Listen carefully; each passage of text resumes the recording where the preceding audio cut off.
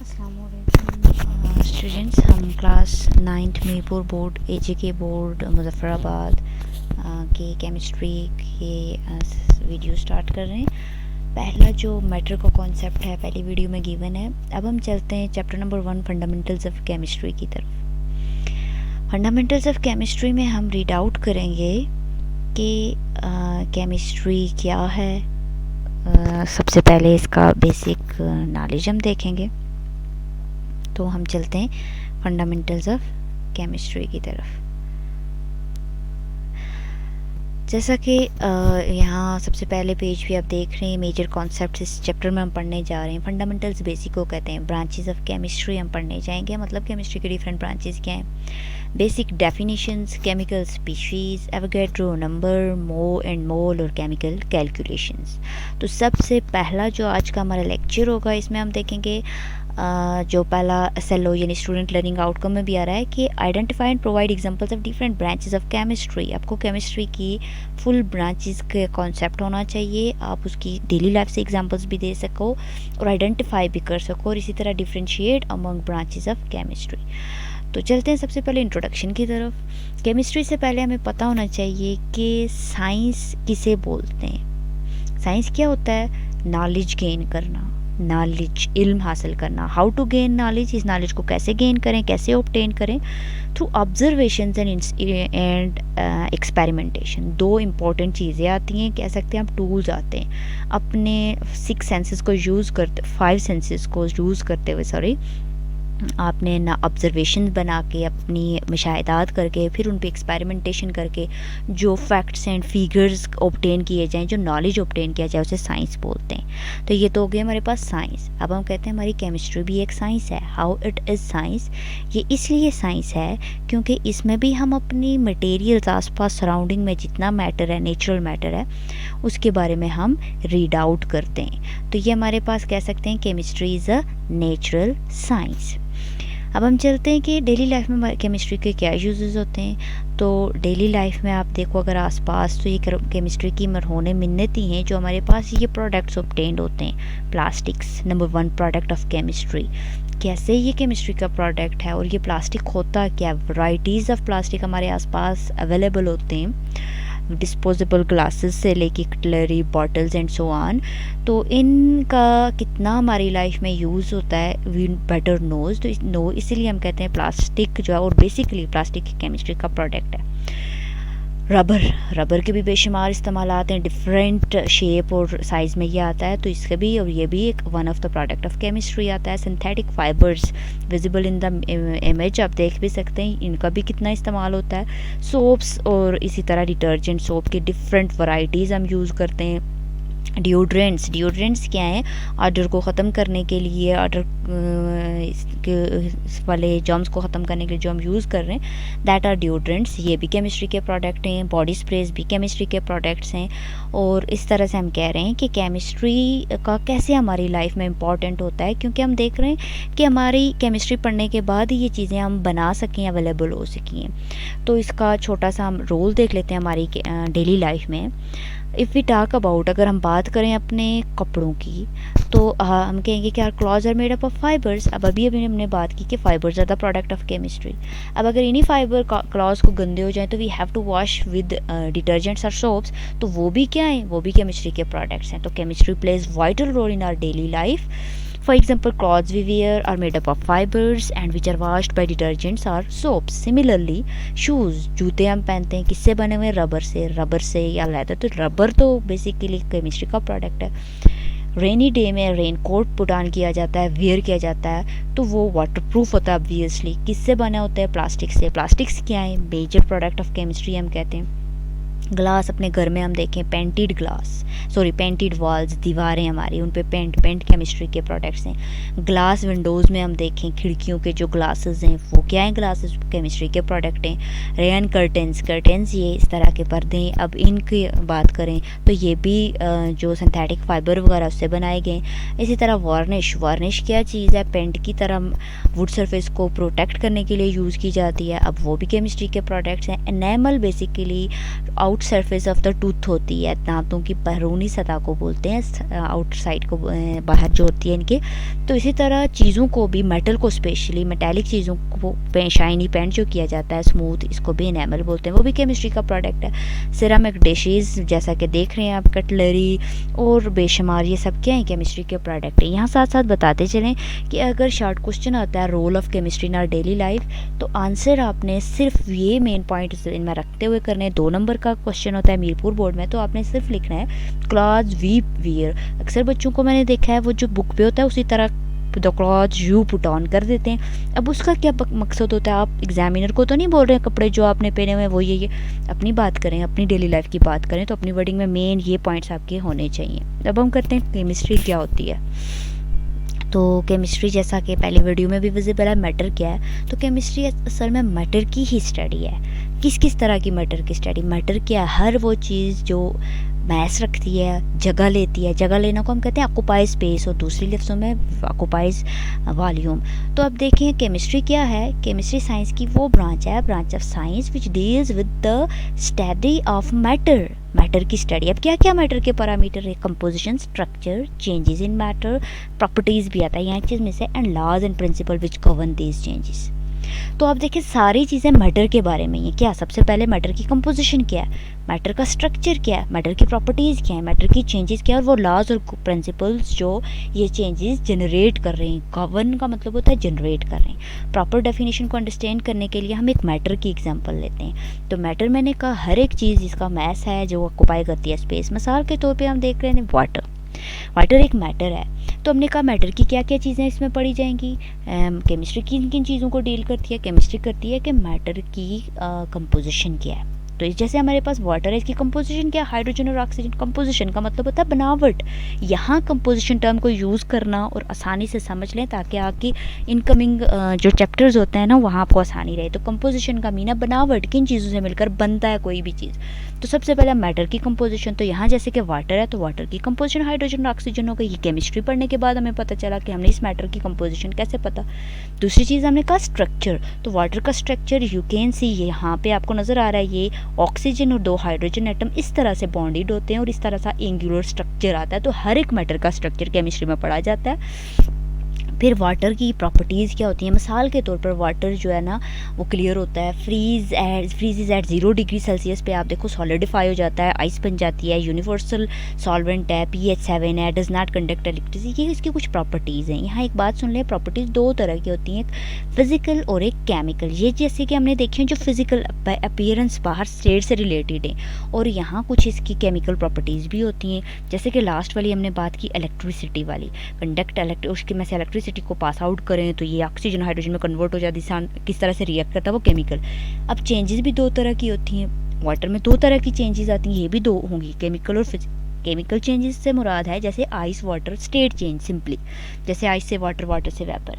और chemical changes में हम बात करेंगे केमिकल रिएक्शन, जैसे H2O को स्प्लिट करें, इलेक्ट्रोलिसिस यानी केमिकल प्रॉपर्टी जो उसकी अभी हमने डिस्कस किया, तो ये वाटर और वाटर वेपर हाइड्रोजन ऑक्सीजन में कन्वर्ट हो जाती है। अगर इस पे कैल्शियम के साथ रिएक्ट करे तो ये कैल्शियम हाइड्रो ऑक्साइड बना देता है। तो ये इसके कुछ केमिकल चेंजेस फिजिकल। हमने क्या बात की, मैटर की कंपोजिशन पढ़ते हैं, मैटर का स्ट्रक्चर पढ़ते हैं, प्रॉपर्टीज़ पढ़ते हैं, चेंजेस इन मैटर पढ़ते हैं। तो ये सब चीज़ें केमिस्ट्री में हमने सिर्फ एग्जांपल ली वाटर की।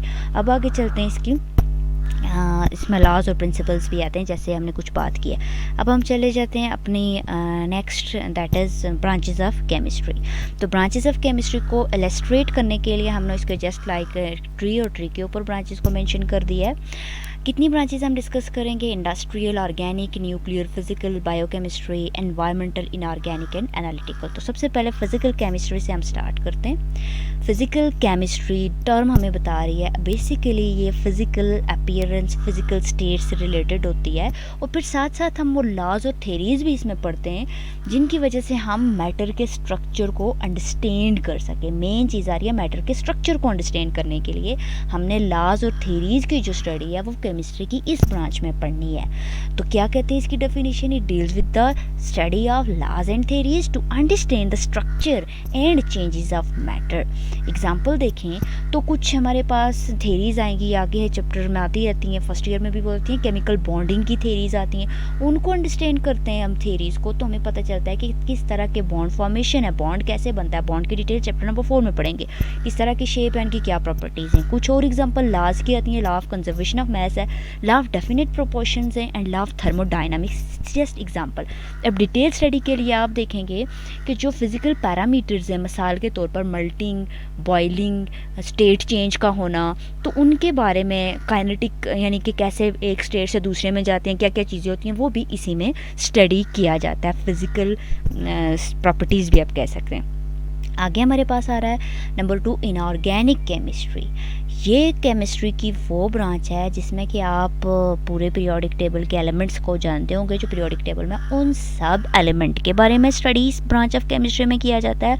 और फिर वो एलिमेंट जब दूसरे एलिमेंट्स के साथ मिलते हैं तो एक चीज़ बनती है जिसे कंपाउंड बोलते हैं, उन कंपाउंड के बारे में भी इसमें स्टडी किया जाता है। एक्सेप्ट एक चीज़ के कंपाउंड आते हैं कार्बन। तो क्या डेफिनेशन है कि इसमें स्टडी किया जाता है तमाम एलिमेंट्स और उनके कंपाउंड। पहले तो एलिमेंट की स्टडी भी है, फिर कंपाउंड, लेकिन एक ऐसा एलिमेंट है जिसके कंपाउंड की यहाँ स्टडी नहीं की।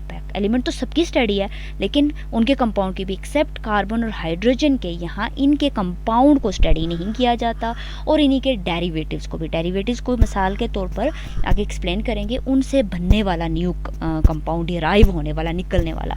तो सबसे पहले हमने कहा इसमें हम क्या पढ़ते हैं, तमाम एलिमेंट के बारे में। एलिमेंट कहाँ पे, पीरियोडिक टेबल में आपको नज़र आ रहे हैं। अब मिसाल के तौर पर कैसे इन एलिमेंट के बारे में पढ़ते हैं, जैसे हाइड्रोजन पीरियोडिक टेबल के कौन से ग्रुप में, पीरियड में, इसकी क्या कितने number of electron, proton, neutron, इसकी क्या प्रॉपर्टीज़ होन, वो सब इसमें हम पढ़ रहे हैं। इसी तरह सारे एलिमेंट की, यहाँ तक कि हम कार्बन को भी इधर ही पढ़ते हैं। लेकिन जब एलिमेंट आपस में मिलते हैं तो क्या बनाते हैं, कंपाउंड।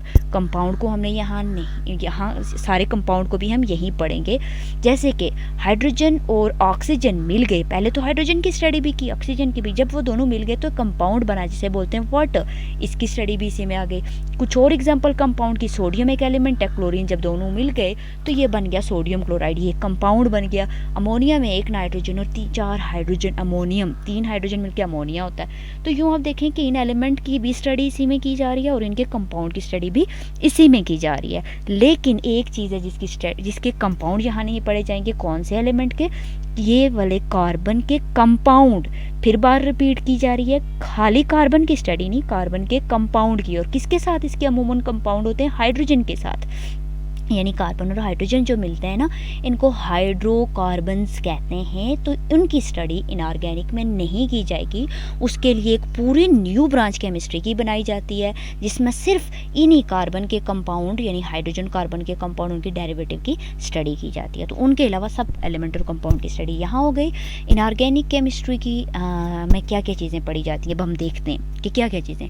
तो इसमें एलिमेंट हैं, तो एलिमेंट की तो सारी detail I told you. Compound है अगर, तो उसका क्या स्ट्रक्चर है वो भी इनऑर्गेनिक केमिस्ट्री में पढ़ा जाएगा। जैसे एग्जांपल के तौर पे हमने अभी बात की कि NaCl एक कंपाउंड है जो ये 2 एलिमेंट सोडियम और क्लोरीन से मिलकर बनता है। तो इसका स्ट्रक्चर इनऑर्गेनिक केमिस्ट्री में पढ़ा जाएगा, कैसा स्ट्रक्चर होता है, कुछ विजिबल भी है, क्यूबिक सा आगे देख रही हैं। सोडियम क्लोराइड ये नॉर्मल साल्ट जो हमारे घरों में होता है उसको बोलते हैं। फिर उसकी प्रॉपर्टीज़ भी इनऑर्गेनिक केमिस्ट्री में पढ़ी जा रही हैं। यानी कंपाउंड के बारे में क्या पढ़ा जाता है, उनके स्ट्रक्चर के बारे में पढ़ा जाता है, उनकी प्रॉपर्टीज़ के बारे में। तो मिसाल के तौर पर सोडियम क्लोराइड की क्या प्रॉपर्टीज़ हो सकती हैं, आई टोल्ड यू कि इसकी केमिकल भी होती हैं और फिजिकल भी होती हैं। फिजिकल प्रॉपर्टीज़ अगर हम सोडियम की बात करें तो ये क्रिस्टलाइन सॉलिड होता है रूम टेम्परेचर पे, ब्रिटल 800 एंड सो ऑन, और कुछ केमिकल भी हैं। ये याद करने की बात नहीं है, ये जस्ट अंडरस्टैंड करने के लिए प्रॉपर्टीज़ दी हुई हैं। हमें पता होना चाहिए कि कंपाउंड की क्या क्या चीज़ें यहाँ स्टडी की जाती हैं, कंपाउंड का स्ट्रक्चर, कंपाउंड की प्रॉपर्टीज़ और उनको प्रिपेयर कैसे किया जाता है। जैसे कि आप यहाँ पे देख रहे हैं कुछ इंस्ट्रूमेंट्स हैं, एक में से दूसरे में, और ये मेथड ऑफ प्रिपरेशन कहा जाता है। तो कंपाउंड के बारे में फिर उनको प्रिपेयर करने का मेथड भी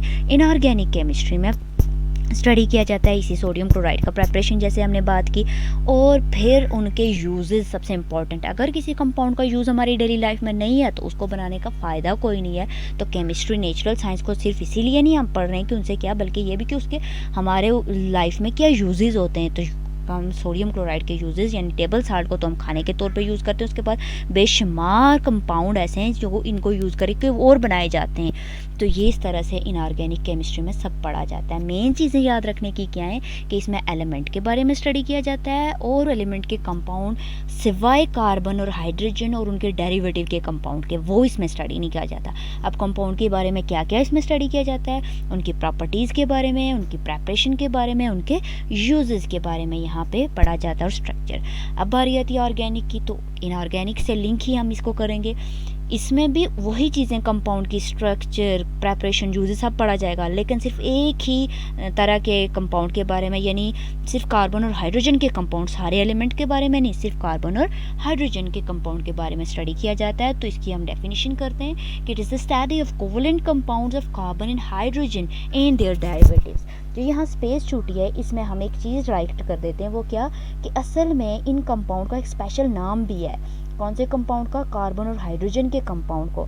और इन कंपाउंड को बोलते हैं ऑर्गेनिक कंपाउंड्स, यानी कार्बन और हाइड्रोजन जब मिलते हैं तो जो न्यू कंपाउंड बनाते हैं उनको हम बोलते हैं ऑर्गेनिक कंपाउंड। यहाँ पे फेडरल बोर्ड की केमिस्ट्री में एक चीज़ आती रहती है जो यहाँ पे शायद नहीं है, कभी कभी बच्चे भी कंफ्यूज हो जाते हैं, कि एग्जाम्पल के बाद हम एक्सप्लेन करेंगे। तो पहले चलें देख लेते हैं कि क्या होते हैं ऑर्गेनिक कंपाउंड। कौन से कंपाउंड होते हैं? कार्बन और हाइड्रोजन के कंपाउंड को ऑर्गेनिक कंपाउंड बोलते हैं, और इनकी स्टडी जिस ब्रांच ऑफ केमिस्ट्री में की जाती है और इनके डेरिवेटिव्स की, उसको बोलते हैं ऑर्गेनिक केमिस्ट्री। पहले एग्जांपल देख लेते हैं ऑर्गेनिक कंपाउंड कैसे होते हैं, किस तरह से होते हैं, फिर हम इसको आई विल टेल यू इनको हाइड्रोकार्बन भी या ऑर्गेनिक कंपाउंड दोनों इनका नाम आता है। अब देखें मिसाल के तौर पर ये हमारे पास कुछ कंपाउंड है। यहाँ आप देखेंगे एक कार्बन एटम और 4 हाइड्रोजन एटम, ये कंपाउंड बन गया, नाम है इसका मीथेन। ये याद करने की ज़रूरत नहीं, सिर्फ अंडरस्टैंड करने की ज़रूरत है। याद करने की तो आपको मेन ब्रांच आ गई ना, अंडरस्टैंड करना है। फिर 2 कार्बन और 6 हाइड्रोजन एटम अटैच है, दूसरा कंपाउंड। तो यहाँ आप देखेंगे कि कार्बन बेशुमार तरह के कंपाउंड बना रहा है। ये तो हो गए ना हाइड्रोकार्बन, यानी कार्बन और हाइड्रोजन के कंपाउंड हो गए। अब इन्हीं में से किसी हाइड्रोजन को अगर हटा के उसके साथ ये देखिए OH ग्रुप अटैच कर दिया जाए तो इसको बोलते हैं डेरिवेटिव्स।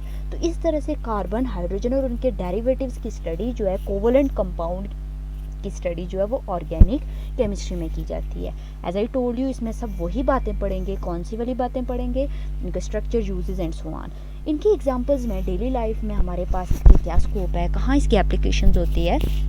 तो जो पेट्रोलियम प्रोडक्ट्स हैं ना, ये सारे के सारे हमारे पास ऑर्गेनिक कंपाउंड में हम स्टडी करते हैं। पेट्रोलियम प्रोडक्ट क्या होते हैं?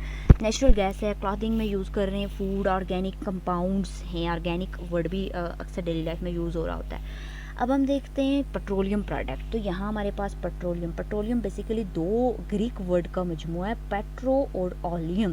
पेट्रो का मतलब है रॉक और ऑलियम का मतलब होता है ऑयल, यानी रॉक ऑयल, क्रूड ऑयल। ये ज़मीन के नीचे से निकलता है और फिर इसको प्योरीफाई करके ना, इसके लिए इस पर एक जो प्रोसेस किया जाता है जिसको हम बोलते हैं फ्रैक्शनल डिस्टिलेशन। तो इसके अंदर से इतने फ्रैक्शन मिलते हैं। अब देखें इन सब का हमारी डेली लाइफ में कितना यूज़ होता है। तो इसको प्योरीफाई करते हैं, क्रूड ऑयल कुछ बना भी हुआ है इसकी एग्जांपल, इस तरह से इसको बोलते हैं फ्रैक्शनल डिस्टिलेशन। तो इसके बाद देखें जैसे गैसोलीन इसमें से निकलता है, कैरोसिन। गैसोलीन के आगे यूजेस के लिए पिक्चर्स दिखाई गई हैं, कौन सी गाड़ियों में किस में यूज़ हो रहा है। कैरोसिन ऑयल मिट्टी का तेल जिसे हम बोलते हैं, डीजल ऑयल के लिए यू नो बेटर। लुब्रिकेंट्स ऐसी चीज़ें होती हैं जो फ्रिक्शन को, रगड़ को ख़त्म करने के लिए यूज़ हो रही होती हैं, जैसे ऑयल वगैरह के तौर पर। वैक्स की अगर बेस्ट एग्जांपल देखें तो जो आपकी कैंडल है ना, कैंडल के बाहर जो पिघल रही होती है उसको हम वैक्स बोलते हैं। अच्छा, फ्यूल ऑयल है, बिटुमेन, ये सब किसके प्रोडक्ट में? पेट्रोलियम। और इन सब में कार्बन, हाइड्रोजन और उनके डेरिवेटिव्स होते हैं। तो इनकी स्टडी है, ये इनकी उसके इस ब्रांच ऑफ केमिस्ट्री की एग्जांपल है। अब आप देखेंगे यहाँ पे हमारे पास नेल पॉलिश रिमूवर, सोप में ये यूज़ होते हैं। कैंडल की वैक्स, यहाँ हाइड्रोकार्बन होते हैं, कार्बन और हाइड्रोजन होते हैं, यानी ऑर्गेनिक कंपाउंड होते हैं। पेंट, परफ्यूम में ये यूज़ होता है। और घरों में जो हम मीथेन गैस यूज़ करते हैं, उसमें मीथेन कुछ अमाउंट में, ब्यूटेन, प्रोपेन, ये भी इसमें होती हैं। तो ये भी सब आप अभी थोड़ी देर पहले हमने बात की, तो ये सब ऑर्गेनिक कंपाउंड है। इन सब की uses, properties and so on सब हम किस में पढ़ते हैं? ऑर्गेनिक केमिस्ट्री में, सिर्फ कार्बन, हाइड्रोजन और उनके डेरिवेटिव्स। अब बात करते हैं एनालिटिकल केमिस्ट्री। एनालिटिकल टर्म से ही आपको लग रहा है एनालिसिस, तज्जिया करना किसी चीज़ का। तो यहाँ एनालिटिकल केमिस्ट्री में भी बेसिकली जो भी मैटर है ना, अब उस मैटर के लिए हम टर्म यूज़ करेंगे सैंपल। उस मैटर का कुछ अमाउंट ऑफ सैंपल प्रोवाइड किया जाएगा, तो उसमें से हमने 2 इंपॉर्टेंट पैरामीटर याद रखने हैं जो हमने इसमें करने क्या। एक तो हमने उस सैंपल का चेक करना है, डिटेक्शन करनी है उसके अंदर कि किन किन चीज़ों से मिलकर ये बना हुआ है, और फिर उसमें एस्टिमेट करना है कि कितने परसेंट कौन कौन सी चीज़ें हैं। तो डिटेक्शन और एस्टिमेशन होती है किसकी, components of sample of the substance, या जो भी कोई सब्सटेंस है उसके कंपोनेंट में की डिटेक्शन और एस्टिमेशन जो है वो इस ब्रांच ऑफ केमिस्ट्री में की जाती है। कुछ टेक्निक्स यूज़ की जाती हैं, मिसाल के तौर पर इसकी अगर फर्दर हम करें एनालिसिस, यानी जो तज्जिया करना, जो एनालाइज करना है, 2 तरह का होता है। एक होता है क्वांटिटेटिव और एक होता है क्वालिटेटिव। क्वांटिटेटिव क्वांटिटी रिलेटेड, यानी जिसमें आप अमाउंट क्वांटिटी पता करते हो। Qualitative quality related. तो analytical chemistry is based on the qualitative and quantitative both type of analysis, and it is the study for the deals with the detection and estimation of the components of a substance. Example इसकी हम बात करें, sorry यहाँ पर नहीं है, तो example में आप देखें कि अगर मेल्टिंग पॉइंट है तो उसमें जो इंस्ट्रूमेंट्स यूज़ हो रहे हैं उनको यूज़ करते हैं, हम किसी चीज़ का मेल्टिंग पॉइंट निकालते हैं, बॉइलिंग पॉइंट निकालते हैं। इसी तरह से अगर कोई इंस्ट्रूमेंट है, इंस्ट्रूमेंट की स्टडी में इसी में आ रही है कि कौन सा इंस्ट्रूमेंट किस चीज़ के लिए यूज़ हो रहा है। अब हम करते हैं बायो केमिस्ट्री। टर्म बायो हमें क्या बता रहा है, बायो का मतलब होता है लाइफ। केमिस्ट्री आपको पता चल गया तो यहाँ इजी सी डेफिनेशन कर देते हैं, बायो मीन लाइफ, लाइफ से रिलेटेड, लिविंग थिंग्स से रिलेटेड। इसका मतलब जो भी आप केमिकल या फिजिकल चेंजेस हैं, केमिकल चेंजेस, फिजिकल चेंजेस जो भी कहाँ हो रही हैं, लाइफ में हो रही है, उनकी स्टडी हम किस में करेंगे, बायो केमिस्ट्री। तो कहते हैं कि किससे, इसमें क्या हम पढ़ रहे हैं, deals with the study of chemical changes that take place in living organisms. Example, अच्छा इसमें एक इम्पॉर्टेंट चीज़ हमें पता होनी चाहिए कि जो ऐसे जो एक होता है ना सबसे स्मॉलेस्ट यूनिट एटम है, एटम मिलकर मॉलिक्यूल बनाते हैं, तो कुछ ऐसे मॉलिक्यूल हैं ना जो लिविंग थिंग्स में, यानी ह्यूमन बींग्स में, एनिमल्स में, प्लांट्स में पाए जाते हैं। अब उन मॉलिक्यूल्स को क्या बोलते हैं, बायो मॉलिक्यूल। उसकी उनकी स्टडी भी इसी केमिस्ट्री में की जाती है, कौन सी, बायो केमिस्ट्री में। मिसाल के तौर पे हम देखेंगे जैसे कि बायोमॉलिक्यूल्स, आई टोल्ड यू कौन से मॉलिक्यूल जो लिविंग ऑर्गेनिजम्स में एग्जिस्ट करते हैं, तो इसमें डीएनए है, आरएनए है, कार्बोहाइड्रेट्स, प्रोटीन्स, लिपिड्स, एंजाइम्स, इन सब की स्टडी भी बायो केमिस्ट्री में की जाती है। यहाँ पे डीएनए का स्ट्रक्चर है एंड सो ऑन। अब करते हैं हम इंडस्ट्रियल केमिस्ट्री। टर्म इंडस्ट्री क्या मतलब समझ आ रहा है कि ऐसी चीज़ें जो इंडस्ट्री में प्रोड्यूस होती हैं, यानी ऐसे केमिकल जो हम केमिकल्स हैं जो डेली लाइफ का प्रोडक्ट है, जो लार्ज स्केल ऑन केमिस्ट्री उसमें हम प्रिपेयर करते हैं, तो इसकी स्टडी को हम कहते हैं इंडस्ट्रियल केमिस्ट्री। ये हमसे सिंपल सी कि branch of chemistry which is related to industrial processes, industries में होने वाले प्रोसेसेस से। तो it is the study of, इसमें हम क्या क्या चीज़ें पढ़ती हैं, कोई भी प्रोडक्ट है ना हमने प्रिपेयर करना है तो उसकी प्रॉपर्टीज़ हमें पता होनी चाहिए ना क्या क्या है, क्योंकि हार्मफुल हैं, कौन सी चीज़ से वो ज़्यादा रिएक्शन करता है, कम, वो पता होनी चाहिए। तो हम प्रॉपर्टीज़ करें, टेम्परेचर उसका कम लिक्विफाई हो जाता है, कब सॉलिड मेल्ट होता है, ये सब चीज़ें भी हमें पता होनी चाहिए। फिर हम उसके डेली लाइफ में यूजेस, अगर यूजेस ज़्यादा हैं तो इंडस्ट्री में प्रिपेयर किया जाएगा। तो ऐसी चीज़ें, उनकी properties, uses, techniques of preparation, किस तरह से प्रिपेयर किया जाता है, ये सब हम किसकी, किन चीज़ों की, of industrial products on large scale.